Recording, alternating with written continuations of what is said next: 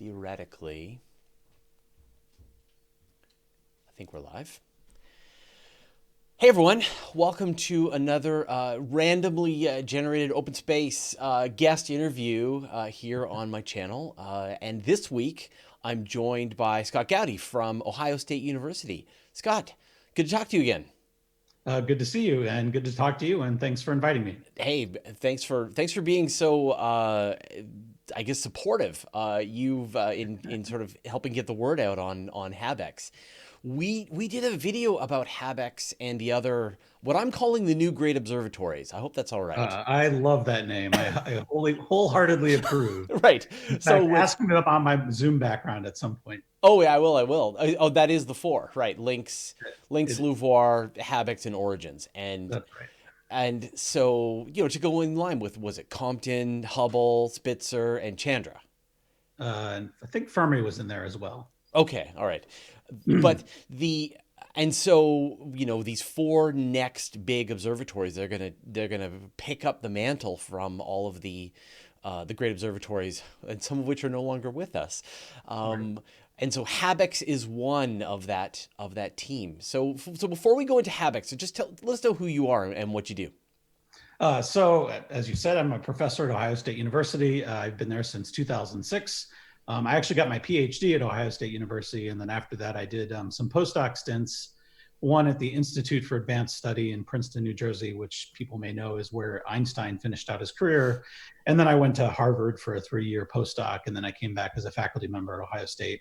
And so, what do? I do all things exoplanets, I would say. I've started off in the field of microlensing searches for exoplanets. That's kind of what I'm most known for, but I branched out into transits, and now I've worked on radial velocities. I've worked on direct imaging, and I've one of the main areas in terms of not just methodologies, but areas of inquiry are the demographics of exoplanets. So, kind of like the census of where exoplanets live. More recently, I've gotten into detailed characterization of exoplanets with various tools like Spitzer. We should all have a moment of silence for Spitzer. Yeah. The Hubble Space Telescope, and more recently, even with the Large Binocular Telescope. And then, of course, in the future, I've done a lot of planning with NASA for future missions such as HabEx. So Right. that's a very quick summary of the kind of stuff I work on. It's interesting. I did a video a couple of months back talking about there was a paper that came out talking about just making estimates of number of exoplanets going into the future, and they predicted that it would be by 2050 or so we should be into the tens of millions of known exoplanets if you just chart the existing growth curves, if you just follow those lines up. And who knows what will be the techniques that will find it. It could very well be astrometry or other micro lensing. Who knows what the methods will be. But it is interesting. You talked about sort of characterizing the populations. You're shifting from we found a planet to of the 14,000 planets that we know of which are in this category, they tend to have these sorts of characteristics. It's really moving to we have more planets than we know what to do with. That's very true. So really, it's Kepler that brought us into what I call the statistical age. Yeah. It was the first sort of large scale statistical mission with many thousands of detections. But even before that, people had started this transition. So you're right. So for the first sort of decade of exoplanets, it's all like, here's my shiny new exoplanet. Isn't it? Isn't it great? Yeah. Now, there's an amusing story behind this for me personally. Is my thesis was on searching for exoplanets using microlensing, but I never found any. So I could either just not write any papers and not get a PhD, or I could do a statistical analysis on what it meant that we didn't find any. And in fact, we were able to show that most low mass stars, M dwarfs, don't have Jupiter mass planets at several astronomical units. So those were the first constraints on M dwarfs. So I was immediately indoctrinated into this statistical way of thinking about things. So I used to run around for the first 10 years because also the other thing is that I grew up with the field of exoplanets. The first 51 PEG was discovered a few months after I started graduate school. So me and a bunch of friends that probably a lot of people know, like Sarah Seeger and Josh Wynn and David Charbonneau, we all kind of grew up as the first era of graduate students who got their theses on exoplanets. So I went around for 10 years kind of trying to convince people to start thinking about all these planets that they're finding in the ensemble Yeah. sense and trying to understand what we learned from that. And mostly people like patted me on the head and said, whatever, we're busy finding our new shiny exoplanets. But eventually, I think with Kepler was really the revolution. We're into the statistical age. So several of us, and Eric Mamijak's plot is probably the most famous, shows the cumulative number of exoplanet detections as a function of the year of discovery. And what you find is it's basically an exponent. It's consistent with an exponential Right. increase with a doubling time of something like 27 months. 27 months, right. Yeah, Moore's so law, but which for is planets. insane. So for the first 5 or 6 years I was in this field, I knew the name of every known exoplanet. I don't even know the names of exoplanets I've discovered anymore. Yeah, yeah. So that just tells you how much we've moved. And yes, we have on the horizon we have Gaia, which is going to be exciting. The estimates of the number of planets Gaia will find range from thousands to maybe even tens of thousands. We have the Roman Space Telescope, which I've worked on, which is what used to be called WFIRST. We have Plato. We have lots of other missions that are coming online, which will find planets by the thousands. So we expect this to continue. Will it continue to follow Moore's law? Who knows? Yeah. But maybe, and I think that, and that just speaks to how exciting it is to be in this field right now. And the methods slightly are starting to change. And so, for example, Right. back in the beginning, it was using the radial velocity method to determine the planet. After that, the transit method came online as a way to see the light dimming. And now we're entering this sort of new era of astrometry. And you mentioned briefly Gaia. It's funny, we've had like 2 big releases from Gaia so far.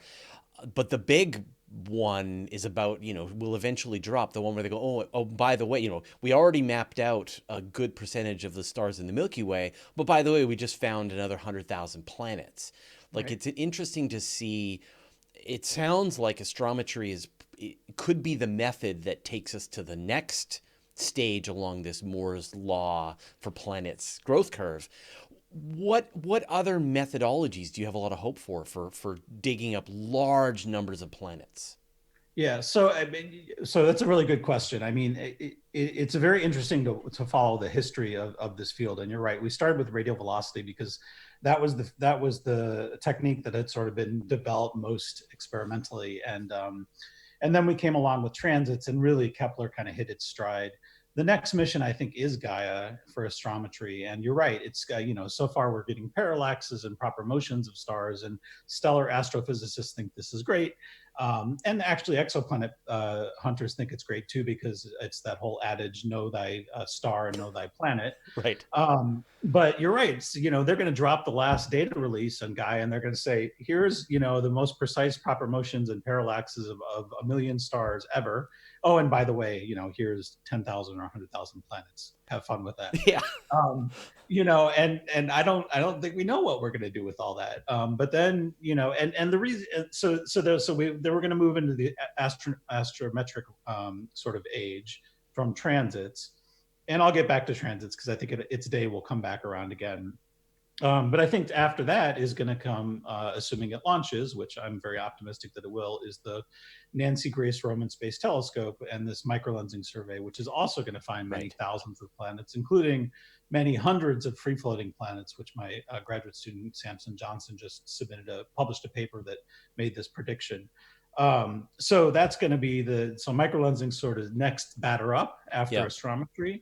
And then you can ask, well, what's after that? Well, we have the Plato mission by ESA, which is another transit mission, which will also find many thousands of transiting planets.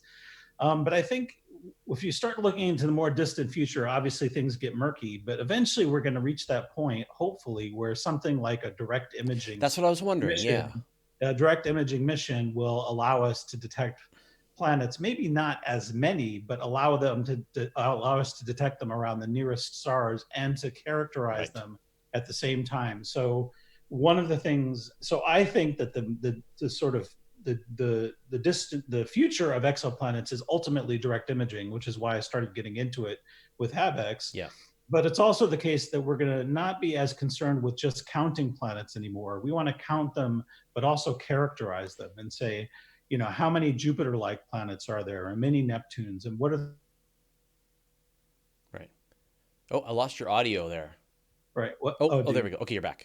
Yeah. Now we can start synthesizing not only demographics but also characteristics, Yeah. and largely those two regions have been more separated than before. Okay, I want to go back. You mentioned just briefly this idea of free floating planets. I guess the other term for this is rogue planets, and I think it is one of those ideas that is starting to make its way into people's minds, but it is bigger than I think anybody understands. So, can we talk just a little bit about what are the sources of these free floating planets, and how many could there be out there? Yeah, so I agree with you 100%. It's something that's really has not been in the forefront of people's minds, even people that work on exoplanets, largely because they're almost invisible by basically any technique except for gravitational microlensing. The most massive, youngest ones, we might, and actually we have a few candidates that we've directly detected, in their residual heat from formation, that light. But things like the mass of the Earth, there's no way we'd be able to detect them other than using their gravity with Right. gravitational. And then you only get one shot. Like, oh, we saw And one, and then we'll never know about it again. yeah, so you have to think really hard about how you're going to try to learn something about the ensemble population of these kinds of events, and we are starting to do that. In fact, just today on the archive came the first candidate free floating planet from microlensing. This is from ground-based surveys that had a mass of roughly that of the Earth. Wow. Which is very exciting. And so that could just be like a planet with the mass of the Earth just floating through space. Yep. Just there you go. And so people have largely not thought about this because it's kind of it's hard to do. Yeah. But if you go and you look at planet formation theories, they actually predict that lots of planets should be chucked out of planetary systems as planets are formed. And exactly how many or what masses they are depends on exactly how chaotic or messy planet formation might be. But they all generically predict that low mass planets like Mars or Earth should be chucked out in abundance.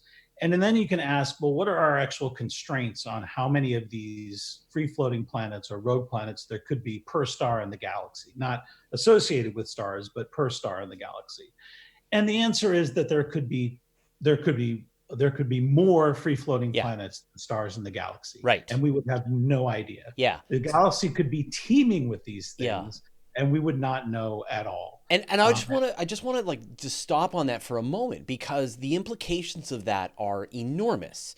That there are, I mean, we know of whatever 100 to 400 billion stars in the Milky Way. It's, we're pretty certain at this point that there's at least one planet per star, probably whole solar systems per star, but there could very well be as many just planets, either kicked out or just formed in place, out there in the Milky Way. And so when you think about what is the distance to the nearest thing, and you think, oh, it's Proxima Centauri, but no, there could be dozens of brown dwarfs or rogue planets, way stations between here and the nearest star. And it's not like they're frozen ice balls. I mean, they will still have something interesting going on these worlds.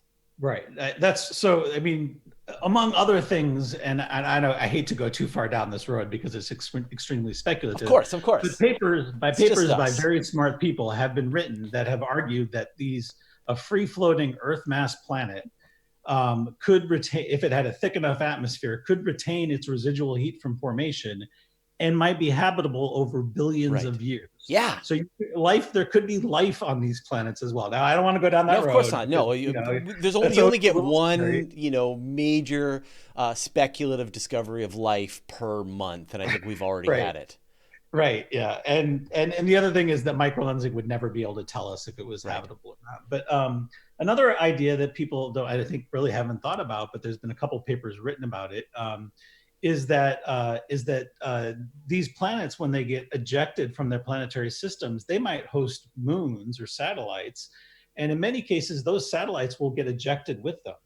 And so you could have free floating planets with a moon, Yeah. like a free floating Earth with a moon. And Yeah. actually, microlensing might actually allow you Right. to detect that moon. And then you could get some kind of tidal interactions between the planet and the moon, which would keep it For more warm. example, I mean, you Yeah. know, you have radiogenic heating from radio Yeah. isotopes. You know, there's lots of different speculations you Yeah. can make, Yeah. and I think that's absolutely fascinating. And so, I mean, the thing that I find really interesting, obviously, again, you know, when you think about, say, the Fermi paradox, you think about the possibility of future exploration of the galaxy. People are like, oh, it's so far to the closest star, but it might be not as far to get to the closest rogue planet, to the closest brown dwarf. That in fact, you know, the jumps that we have to take to get from world to world are still incomprehensibly far, but they're like a little less incomprehensibly far, which I find really fascinating. Let's shift gears, because I really want to get into HabEx, but I had this itch that I needed to scratch, and so let's move on and let's talk about HabEx. So what is HabEx? So HabEx is first and foremost, it's a mission concept.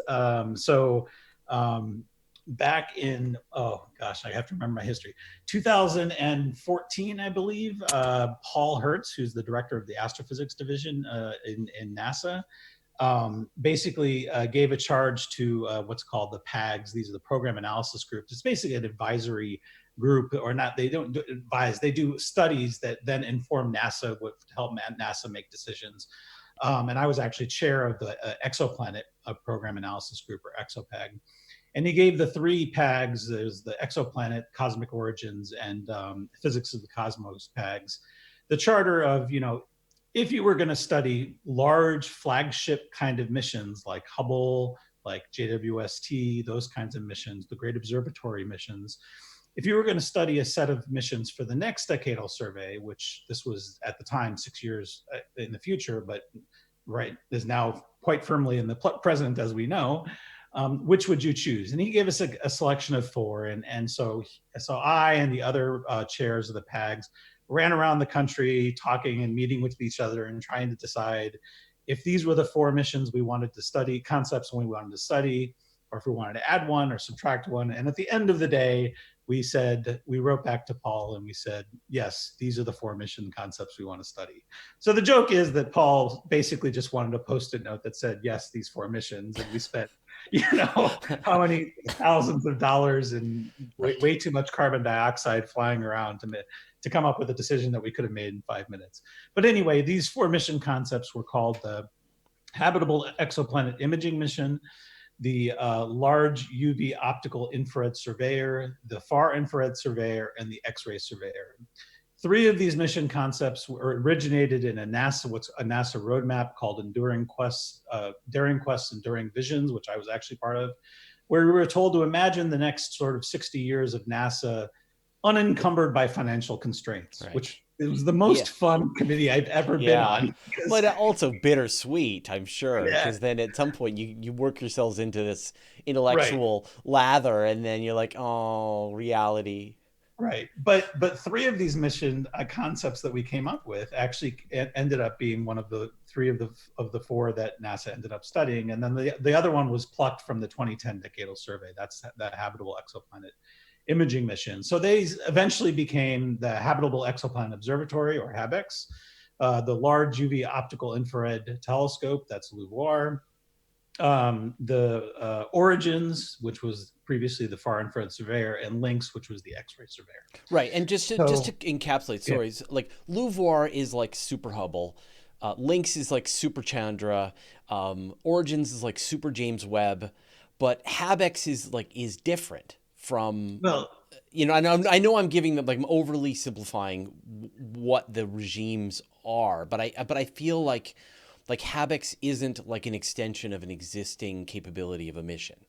So I think that when we originally started the mission concept study, which went on for almost 4 years and finished just this last January, was our kind of final rollout of our results.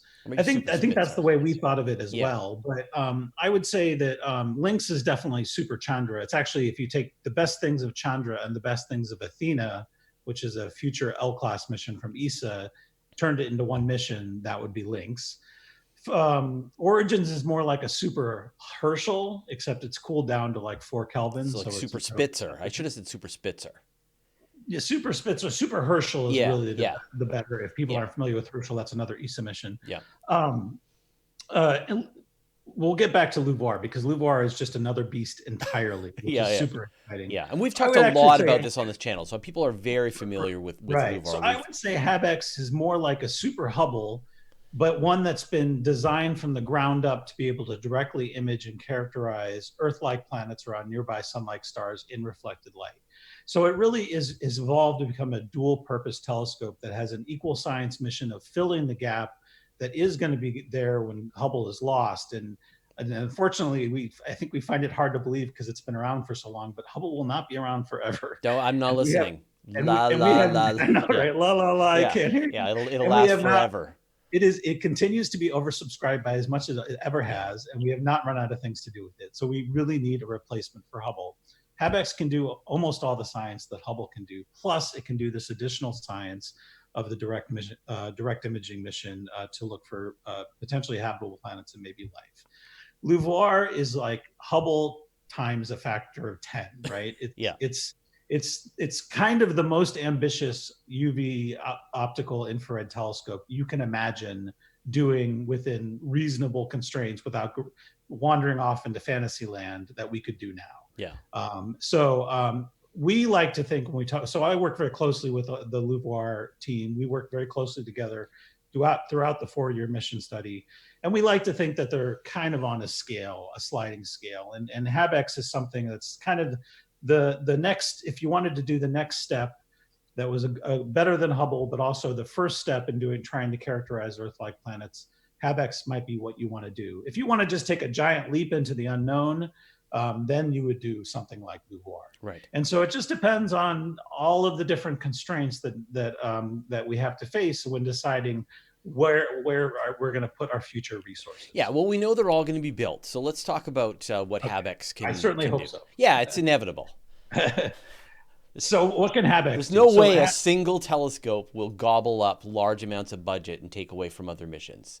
They're all going to come in on time, on budget, and they're all going to launch within. That is though. Well, so I do want to make one comment about that, and I think this is important, is that because that's a common criticism that we hear about these studies.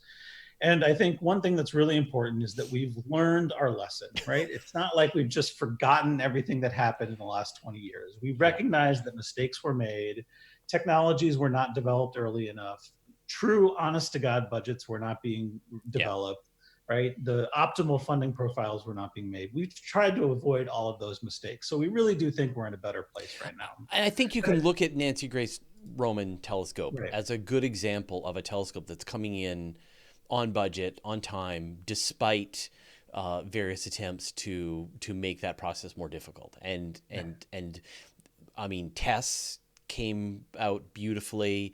There's even less expensive missions in the works, plus the lowering costs of rocket launches. Like, I'm fine with that.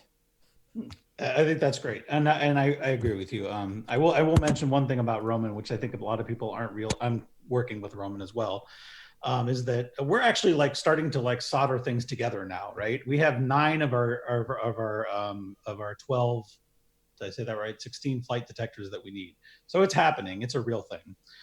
Okay, so what can HabEx do that's unique? Well, like I said, it's a super Hubble, right? It has an aperture that's 4 meters, whereas Hubble is 2.4 meters. So that means it has not quite twice as sharp images, but also has a little bit less than 4 times the collecting area. So that means it can see deeper and it can see at higher resolution, and that allows a lot more science. It could also do ultraviolet science, which again, once Hubble's gone, there's no way you can do that. A friend of mine, Jason Tomlinson, who works at Space Telescope, likes to say either you can have life on the ground or you can do UV astronomy from the ground, but you can't do both. Right. So HabEx will fill in that niche that will be lost with Hubble, and do it better. So all of the great science that we've seen come out of Hubble not only galactic science, but extragalactic science, and even planetary science, things about measuring aurora from of objects in our solar system, plumes out of Europa, things like that Hubble has done. Those we can all do with HabEx, but better. Right. But the Hab in HabEx is habitable, right? So what can it do? It can actually tackle this problem, which is an astonishingly hard problem. So you've heard this before, but I'm not sure all your podcasts people have heard it before. So let me go ahead and give the analogy. Trying to detect an Earth-like planet around a nearby sun-like star is like trying to detect a firefly about 5 feet away from an industrial searchlight, like the ones they have at Hollywood premieres, except the firefly and the searchlight are in Los Angeles and you're standing in New York City, which sounds terrifying. Except when you go and you actually look up the luminosity of a firefly, which I did, and the luminosity of an industrial strength searchlight. So I went through owner's manuals for those. And it turns out a firefly is about 1,000 times brighter compared to a searchlight than the Earth is compared to the sun. Oh, so it's easy. A factor of 10 billion. So, it's about 1,000 times harder than even that terrifying analogy would. So even 10 years ago, there's no way we knew how to do this, right? We didn't have the technology. We didn't know whether or not small planets were common. Now Kepler's told us they are. We have a rough estimate, but via extrapolation, but a rough estimate of how many Earth-like planets there might be in the habitable zone of nearby sun-like stars. And our technologies, due to focused investment by NASA and others, have just come along enormously. So now we have at least two methods that we think we can suppress the light from the star, detect the light from the Earth-like planet, and then take a spectrum and look for signatures of water vapor, Rayleigh scattering, Right. so we know it has an atmosphere, all those kinds of All right. things. So I'd like to break that Yeah. up into the two pieces. Sure. So let's first talk about how you're going to block the light from the star, because that's pretty Sure. revolutionary. And then we'll talk about, but once the light is blocked from the star, what you can see on the planet. So let's talk about the methodologies for Right. blocking the light. So just to put back that analogy, you have to block that searchlight by one factor in 10 billion, right? Within angular separation of 5 feet seen from a distance between LA and New York. That's hard. Okay, but we think we have two different ways of doing it. One is called a coronagraph, and this is a more traditional way of doing things, which the technology has been developed now for over 10 years, more like 20 years.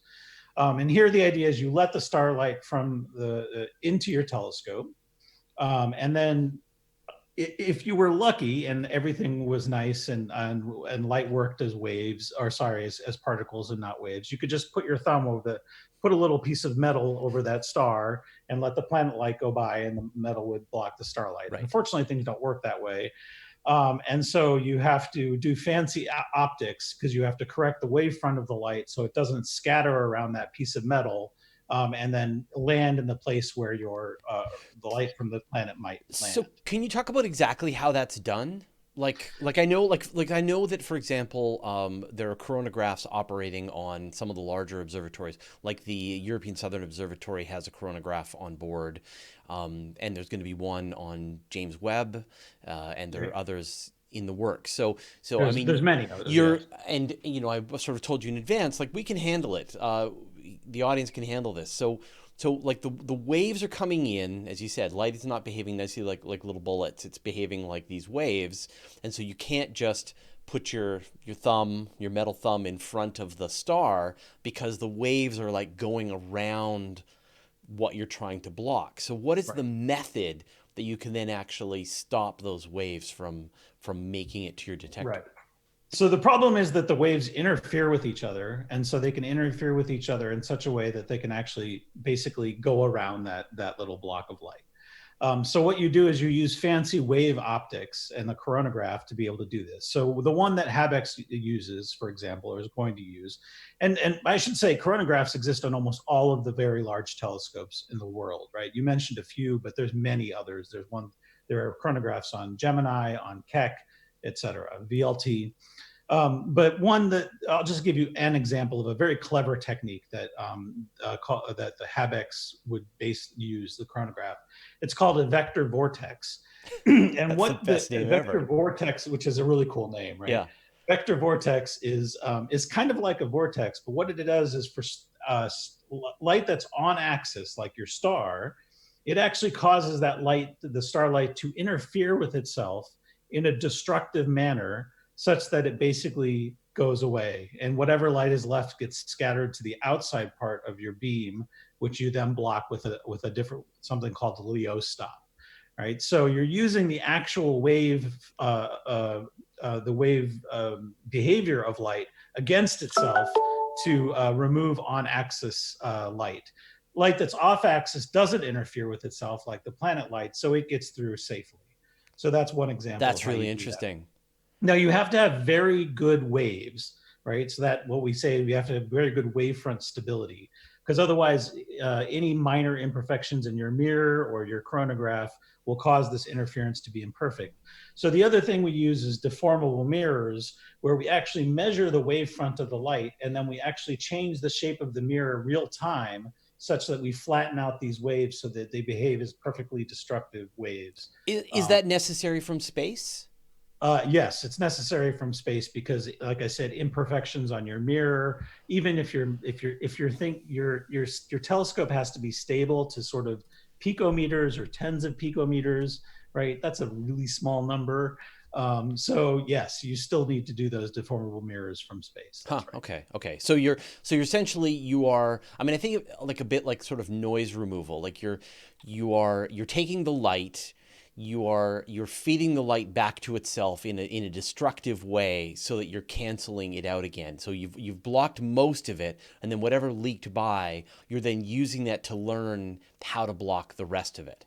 That's right. And That's and right. so using this method of chronograph, and you talked about one. I know there's others that are different flavors of this, but are you able to get rid of all of it? Like how much remains if you had your firefly and then you had the light that's leaking out from your star left over? How would it compare to your firefly? So your requirement is that it has to be more than one factor in 10 billion. Otherwise, you wouldn't. Otherwise, you have to make sure that you knock out every photon, every 10 billion photons from the star, because if even just one goes through, then it might look like a planet, because it's 10 billion times fader. So that's your requirement. So you build your chronograph to do that. And typically you build it to do that well within the tolerance. So this is what we call the contrast. So the typical contrast of chronographs are the requirements are about 10 to the minus 11. And in the lab, we've reached something like a few times 10 to the minus 10, I believe, is the best contrast we've achieved from the lab. So that's really exciting because it means we're within shouting distance of being Right. able to achieve this requirement with the chronograph. And I guess, I mean, you talk about this as a requirement, but I'm assuming, right? Like if you have a smaller planet than, if you have an Earth, but it's closer to a brighter star, then the challenge gets harder. If you have a smaller world that's closer to a star, like it's not like once you hit that 1 in 10 billion, you're Right. done. It's a sliding scale, and the closer you can get, the more of these planets you're going to be able to turn up. So the requirement is typically set by trying to detect an Earth at a particular phase, located at a typical distance from a nearby Right. star. Right. That's the requirement. Of course, you want to do better if you can, Yeah. because then Yeah. you might be able to detect Mars, for example. Right. That would be cool. Or Earth through Um, many phases, like or as Earth through it's many right. phases, right? And that would be great because then you learn something about the scattering function of the atmosphere, which would tell you about what the atmosphere is made of. So yeah, so that requirement is the minimum requirement in order to do our primary goal, which is Earth around sun-like stars and nearby sun-like stars. But of course, we want to be able to do better. And so we're hoping that by the time these missions get launched, that our chronographs will be sufficiently developed, and these deformable mirror technologies will be developed, that we can get contrasts of more like one part in 100 billion. Right, So, right. or I mean, something like that. it's interesting to sort of see the development that's happening with, say, the gravitational wave observatories like LIGO. Like, one of the advantages of having these things on the ground is they're able to use other techniques. They're able to improve the mirrors. They're able to use new ideas that have been developed, like quantum squeezing, to be able to improve the capability. But in your situation, like once you launch, then you can't go up and swap in new parts like they did with Hubble, for example. So you're sort of locked in to the best possible technology that you were able to develop at the time that you fly. That's right. And you know, there's been a long history of people, very clever people, much more clever than me, coming up with ever new and more robust coronagraphs that can be operated. The Vector Vortex, the reason why we chose it is I told you that just slight movements of the telescope can cause this contrast floor to be much worse. The Vector Vortex has a very nice Vector Vortex, a specific kind of it called Charge 6, technical thing that doesn't really matter, but it allows us to actually be relatively insensitive to these kinds of perturbations. So instead of having to be stable at the few picometer level, we really only have to be stable at the sort of 100 picometer level, which is still terrifying, Yeah. but not nearly as terrifying. And Yeah. so you're right. We are stuck with whatever chronograph technologies that are sort of a decade before we actually launch. But the important thing is that you can't just build a chronograph that theoretically on paper in your computer blocks all the light to one part in 10 to the 12. And that actually has to work in an environment where you have things moving around, right? Where you have imperfect optics and all those kinds of things. So one of the things we learned from W First, now Roman, is that if you actually have a goal to work towards, you learn a whole lot about making these things work in practice rather than on paper, or even a relatively pristine lab setup where things are pretty stable and isolated. When you actually have to deal with a telescope that's moving around, and in the case of Roman, an aperture that's a big mess, so the light scatters around the struts that you see, you learn a lot about how to keep a system stable enough to actually be able to do this coronography. And it's to the point now that we've gotten on many different axes, we've solved a lot of the problems using Roman, the chronograph on Roman, which is a technology demonstrator. We've solved them well enough that we think we can transfer those directly to the HabEx or Right. Louvois. So even though we're not going to get the contrast ratio with Roman, we're still learning so much about what we would actually then apply to these future mission concepts. But that's half of HabEx's plan for being able Right. to distinguish planets from the stars. So let's talk about the other half, and this is the part that nobody's done yet. Yeah. So this is by far my favorite part of HabEx. So you're referring to the star shade, of And in course. fact, the hint is, for the people who are listening, they can't see, but if you look at if you actually look at the picture behind Scott, you can see the star shade shape there. Yeah, yeah. So star shade is an idea invented by Lyman Spitzer, who did many things. It was perfected by many people. In particular, there's a very influential paper by Webster Cash on this as well. And lately, one of the big proponents of starshade has been Sarah Seeger. The basic idea behind a starshade is astonishingly simple, but also semi-terrifying. Here, you really just are putting a thumb in front of the star, except in this case, your thumb is a 52 meter in diameter disc, which is actually not like a disc. It's actually shaped more like a flower. You can see the petals there. So a friend of mine likes to call it a space daisy. So it's half the length of a football field. It has these very, very specific shapes so that and when the light diffracts off the edges, it diffracts away from your telescope rather than into your telescope. And it has to be 52 meters. It flies about 75,000 kilometers away from HabEx. Yeah. And it has to, and of course, you can't just throw this thing up like a frisbee. You have to have it all, furled up, right? And then it has to unfurl to a precision that is roughly about a millimeter in the lateral tolerance. So it has to be flat relative to the sky to about a millimeter. The edges have to be precise to about a micron. And then it has to fly in formation with your telescope to about a meter. Right. So you have to figure out how to wrap it up and then have it unravel. And hopefully you want it to unravel on its own such that it doesn't require you to have motors or anything to unravel it. So you want it to do it on its own. So they use techniques of origami to figure out how to fold this thing up in a way that once you let go of the things that are holding it together, it naturally wants to unfurl into this shape. And tests have been done that shows that you can roll it up, have it unfurl, roll it up, have it unfurl, and it always unfurls to within that tolerance of 1 millimeter.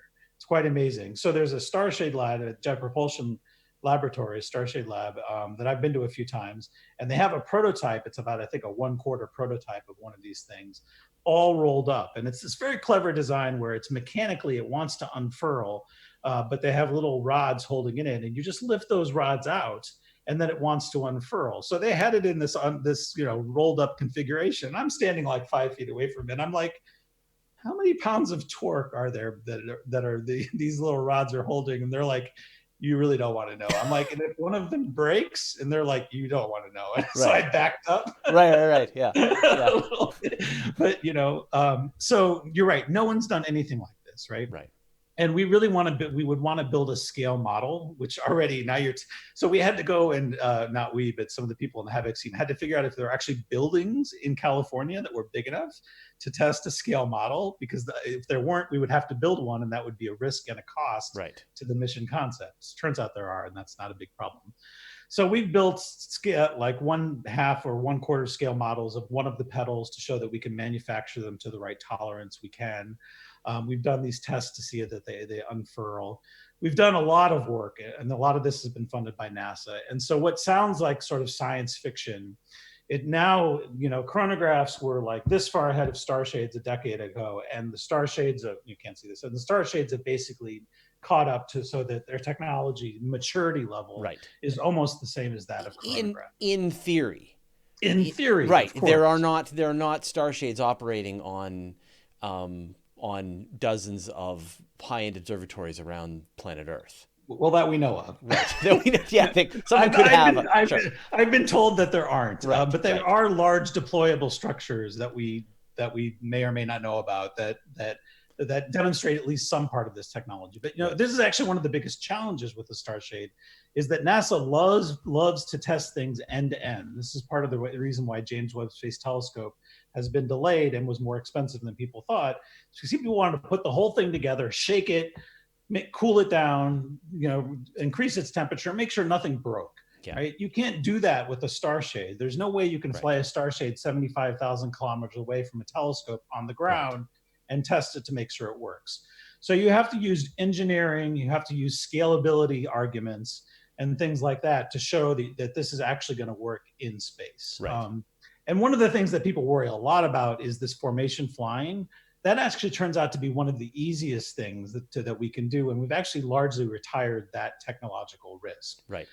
There's other risks of, can we make these things sharp enough? And what happens if there's some micrometeorite hits the edge and there's a chink, right? Can we deal with those kinds of imperfections? So you talked about, you've got this 1 part in a billion dimness that you're attempting to achieve. So 10 billion, just 10. Oh, sorry, 10 billion. I apologize. Yeah, what's an order of magnitude? But what does the Starshade then bring to the table that the Coronagraph isn't already doing?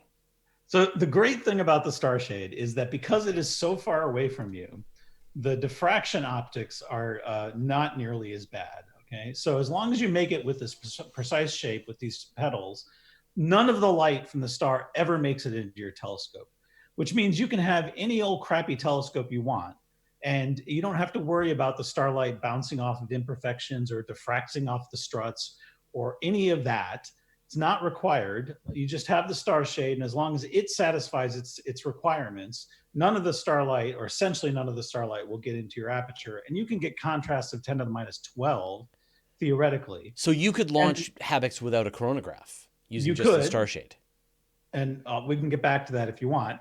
The other great thing about a Starshade is that chronographs are inherently, and this should make sense because we're talking about diffractive optics, are inherently chromatic. They depend on the wavelength of the light, which means if you want to take a spectrum, you have to take it in small chunks, right? Yeah. And we want a spectrum that covers basically the entire visible plus some ultraviolet plus some near infrared, because that allows us to get ozone, water vapor, the whole suite of species that we want to detect. So with chronographs, you have to take this one at a time, or you have to have a massive chronograph with like 15 channels, which would be unwieldy and incredibly expensive and risky. But with a Starshade, because the light never makes it into your telescope, it's essentially achromatic, which means you can get a broadband spectrum in one shot, which not only saves you time, but also allows you to be very competitive with the smaller apertures. Okay. And that's one of the great things about a Starshade. All right, so just to sort of follow on the story here, you've got a telescope that is 4 times the light gathering power of Hubble with higher sensitivity, able to view in a range of the electromagnetic spectrum that lets people see very interesting features in, say, the atmosphere of a planet. You've got the ability to block the light from the stars so that you can have as good a view of a planet as you could possibly hope for with a telescope that big. What are you going to be able to see? What will you be able to find out about that world? And this is where the Hab part, I think, comes in. Right. So obviously, what we're looking for is kind of life as we know it, and we're looking for habitable planets as we know them. So what does that mean? That means a rocky planet with a relatively thin atmosphere that has liquid water oceans on its surface, but not too much liquid water because we don't want a water world because that might cause problems for habitability. With such a planet, if it looked like the Earth like does today, we would see certain features in the spectrum, right? So we would see at the blue word edge of the spectrum, the light would just drop off dramatically, and that's because ozone, O3 absorbs sunlight very well, which is why we don't get immediately fried when we step outside. We just get a bad sunburn if we But step we don't outside. get to have those ultraviolet telescopes either. Right, and that's right. We can't have life. We can have life on the ground or ultraviolet astronomy from the ground, but we can't have both. Then, as we go towards the red, we would see a rise once we get past the ozone. Then we would start to see it to fall off again, and that would be the blue of the sky, which is why the sky is blue. That's due to Rayleigh scattering, and that would tell us something that it has an atmosphere. Rayleigh scattering in our atmosphere is mostly due to nitrogen. So we would know there are some species like nitrogen that actually scatters light and tends to scatter blue light more than red light. So it has an atmosphere, and we could get some sense of how much there is. As we continue to go, we see a small depression again due to ozone. And then we see this really sharp feature where a lot of the light is being absorbed, and that's due to oxygen, O2. And as we know, all oxygen on the Earth is created by life. And if you destroyed all life in the Earth, it would quickly get absorbed by other species. As you keep going redder, you start to see carbon dioxide, which, as we know, is a thermostat on the Earth. And then you would start to see water vapor features. And these are like blindingly obvious, right? And then as you go to the near infrared, just beyond what your eyes can see, you see more and more of these water vapor features. They get more and more larger and larger, more optically thick. So they're much easier to detect. So the water vapor, the carbon dioxide, the Rayleigh scattering, those would all tell you that this is potentially a habitable world that might have liquid water on its oceans. And then the oxygen would be what we call biosignature. This would be an indicator that you might have biological activity. It's not a smoking gun, right. Unfortunately. There are abiotic ways of producing oxygen. And you're going to be hearing lots of similar sorts of discussions when we start talking about phosphine and Venus. And we've talked a lot about this on the channel. I've already prepared all my viewers that there's no smoking gun biosignature at this point. But I guess when there's no one smoking. But I guess that's the question, right? It's when you talk about that, we're seeing this over here, and then we're seeing this, and then we're seeing this, and then we're seeing this, and then we're seeing, maybe you're going to see the red edge from photosynthesis, right?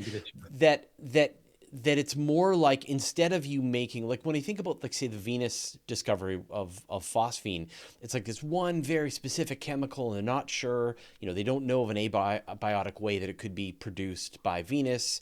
We know that it's produced by life. This is weird. People need to check. But the way you're kind of painting this picture about looking at the spectra of one of these worlds, you're seeing this, you're taking planet Earth with its spectra, and you're sort of laying it over top and seeing something that looks very familiar. It rhymes. Right. So the way I like to say this, and I think this is important in contrasting this with the phosphine discovery, which let me just say, I think is super exciting, and I'm really interested in seeing, how this pans out. But in the case of phosphine, you found a chemical that a species that you don't know if it can be formed abiotically, but that doesn't mean it can't be, just because there might be some chemical pathway, as the authors themselves say, that we just haven't thought of yet. Yeah. And you're finding it on a planet that really is not the first planet you would expect to be habitable. Now, I know that there's, ideas from Carl Sagan that have been explored by Sarah Seeger about how you might have an ecosystem in the upper atmosphere. Weirder things have been found. So, I'm not sure about that. That's pretty weird. That's the weirdest thing. But weird things don't have know. been found. I mean, I found a planet that's hotter than most stars. My bar for weird is pretty high. But yeah, what I'd like to say is, like, think of the context of this, right? This is this would be a planet where it has all the hallmarks of looking like an Earth-like planet, and then we see a biosignature on it. Again, it wouldn't be a smoking gun, but it would really bolster the case. Yeah. And there's other things we can do. We can look for glint off of the atmosphere, off of this surface ocean by a specular reflection. And that would be an almost slam dunk that you have a surface ocean, which by itself would be very, very indicative. If we have a sufficiently good case, we can try to map out continents and oceans by using variability. There's lots of things we can do, but the real thing we can do, right, is that if we find that pale blue dot and has the biosignatures, has all the evidence that it might look like Earth, or some protozoic Earth or some earlier Earth, we're not confining ourselves just to the modern day Earth. That's just going to get the public super excited, and just like the phosphine has. And what are we going to do? We're going to launch something that can do even better, and hopefully can detect not only oxygen but methane. And if we can detect both oxygen and methane, that is almost the nail on the coffin. That it basically has to be life. Now, I'm not going to say it is, right? Because scientists are very clever and they're always find a way out of everything. But methane and oxygen do not like to coexist. And if we see them both, that's a signal of disequilibrium chemistry, and life is one of the hallmarks of life is disequilibrium chemistry. It really it seems to me, though, that looking for any one biosignature is probably a dead end. That it is that it's a chord, that it's a whole bunch of things all there present at the same time in the distributions that seem to make sense. That seems to be the way this is leading. That any time the hope was that you just go, oh, we found oxygen, done, slam dunk, there it is, we know there's life there. And now it's no, you can't just say you found water, you can't just say you found oxygen, but you can say we found these 17 things all in the ratios that seem to indicate life as we understand it. Yeah, I think that's a great point. I think another point that I think, gets so often gets lost, and maybe it's because these missions are so ambitious, I'm not sure. But people are like, well, we're going to go and we're going to launch HabEx. We're going to find a good candidate. We're going to say it has his biosignatures, and then we're just going to stop doing astronomy from then on. No, of course not. Of course not. Then what we're going to do is we're going to launch LUVOIR, which actually might be able to detect methane and oxygen on the same planet. Right? This is not the last step. Yeah. This is absolutely the first step. Yes. And if we can just make that first step, that would be great. And that's part of the reason why I have this in my background, is I want people to recognize that this is not like a one winner, takes all, one mission and we're done with astronomy and we can all go home. Yeah. Right? It really is, we need to do all of these things, not just to look for life, but to do everything else that we can do with astronomy. And so like HabEx is like the first mission that will deliver on the hope of being able to image an Earth-sized world orbiting a sun-like star, which we don't even know of any examples yet, in the habitable zone, and to be able to see if it seems to have the characteristic signature of water and atmospheric, carbon dioxide and all of these kinds of things. It says this is the most. Not only do we now know of an Earth-like planet, but we know a lot more. We can see the ocean glinting off the surface of the planet, etc. So let's talk about how many you'll be able to do. I mean, it sounds to me like trying to wait for a telescope and its star shade, which are tens of thousands of kilometers apart, that doesn't give you a lot of planets that you can look at. No. So this is where I talk about HabEx as being the first step and LUVOIR being the first big leap, right? HabEx is much less ambitious than LUVOIR. HabEx, by our estimates, and I should say we've retired a lot of uncertainties, both in the technology, but Also, we didn't know if stars were too dusty to hide, that they would hide Earth-like planets. We know that small planets are common, so we're much less confident now, but much more confident now. But nevertheless, the numbers are not large. Just to be honest, it's roughly of order 10 planets in the habitable zone that we could image and take their spectrum. So you're going to give the full treatment to maybe 10 planets.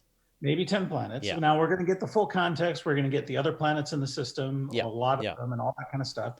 But no, it's only 10. So Yeah. if Eta Earth, which is the frequency of potentially habitable planets in the habitable zone, some like stars, right, is whatever value we assume, which is roughly 25% based on Kepler.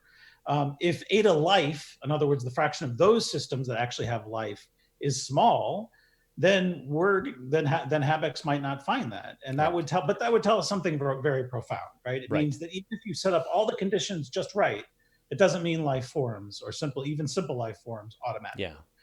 Now, LUVOIR, which is one of the great things about it, is it would have a sample of more like 30 to 50, depending on which version you like, the smaller or the larger version. Yeah. And so there, if Eta Earth was small, can't be very small, but relatively small, they'd still have a chance of being able to find one. So the question is, do we do HabEx first and then LUVOIR, or do we go directly to LUVOIR? I don't really weigh in on that. I think that it's inevitable that we will do something like LUVOIR. The question is, do we want to take that next step first, or we want to take some intermediate step first? I don't know. But but that's the way I like to think about it. I mean, even LUVOIR would work nicely with a star shade as well, right? Okay, so maybe. That's actually, you bring up an excellent question. So LUVOIR's study did not baseline a star shade. It wasn't an appendix, but they talked about it. But it is the case that the larger the telescope you get, and so LUVOIR B is 8 meters, LUVOIR A is 15 meters, I think. It depends on whether it's inscribed or circumscribed. But anyway, you need, even for LUVOIR B, you might be able to get away with it with a 72-meter star shade. So that's 50% larger than the HabEx star shade. Yeah. It hasn't been studied in detail. It needs to be studied in detail. It'll be fine. But it would have to be bigger. Yeah. Well, it would take a lot longer for it to move across the sky because it would have to be further away. So would it be fine? Maybe. I don't know. And I think it's very important that we study that, because that might end up being the sweet spot. We don't know. So we think of the both study teams think of HabEx and LUVOIR as sort of bracketing the range of plausible missions that could do this. That on one end that are actually feasible and within scope of at least current ideas of what our constraints are, and the other one is basically big enough that we can actually do it. But the sweet spot might be in between, and it might very well be that the decadal survey comes back and says, study that sweet spot, study this continuum of missions, find that sweet spot, and let us know what that is. But I mean, can a smaller telescope use a bigger star shade? No. So it's got to be right fit. Size, telescope and star shade have to fit perfectly. Two limitations. One is that the smaller your telescope, the larger your resolution, and so you can't distinguish the planet from the star. And the other thing is you just need to collect a lot of photons. Right. An Earth-like planet at 10 parsec, these things are really faint. So I guess I just wonder if there's a way that you can make those two separate technologies, right? That one team is working on building bigger and better star shades, that then multiple telescopes are able to use them. So here's an interesting alternative path, which we have not discussed. What if we built a star shade that we used in conjunction with Roman? Now, Roman is not the telescope you want to do direct imaging. As I've told you, it's got a horrible pupil, was not designed for it. In the Coronagraph is only going to get something like 10 to the minus 8 contrast, which is nowhere near what you need for an Earth. But remember, a star shade, any old crappy telescope you have, you can do it, right? So Sarah Seeger led a study for Starshade Rendezvous mission, which is a smaller star shade, I think about 32 meters, but I may be wrong about that. It's roughly 32 meters, I think, that would rendezvous with Roman and would actually be able to go and look. And if it were lucky, it might actually be able to find an Earth-like planet around a nearby sun-like star. It probably would not be able to take its spectra, at least not in the way that we can, but it could find it. And that might just be enough of an impetus for us to then go do the next thing that we could take those. Or James Webb could have one. James Webb, James Webb could as well, but there are other constraints there. James Webb has a finite. But it just feels to me like once you've got the geometry of a unfolding, like once that's been figured out, then then you just make them of different sizes and every telescope gets one, or Yep. that there is a, you know what I mean? Like I it's, mean, who to be knows? fair, star shades are not free. No, they're, not they're free, but if it's the ability to observe.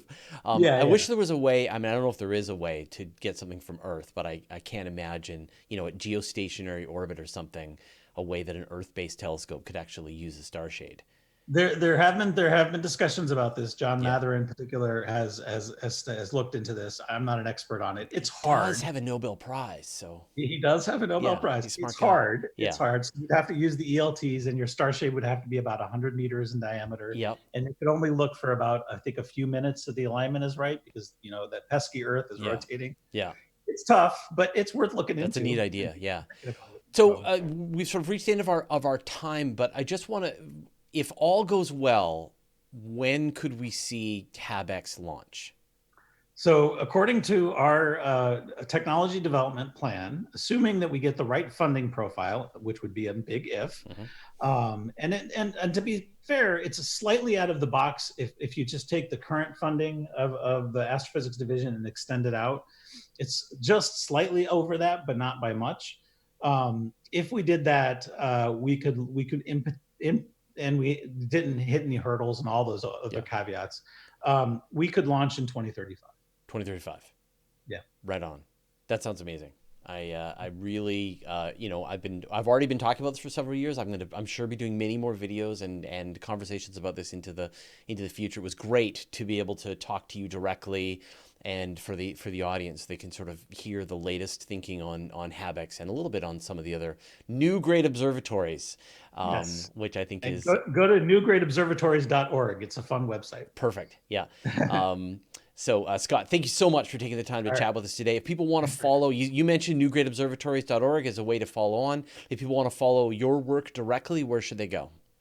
Well, you can just Google my name. Just make sure you put it Scott Gaudi in quotes, because there's this pesky architect named Gaudi. Right. And you can find information about me, news stories. If you want to go to the HabEx, you can just do a Google search on HabEx. It'll take you to the JPL website. You can learn all about it. You can read the 500-page report if you really want to, but you might want to read the executive summary, which is only like 20 pages. Fantastic. Yeah, these documents are very readable. I've read them. I enjoy them, and use them for working on the videos and stuff that I do. So yeah, don't be afraid to look into some of these papers.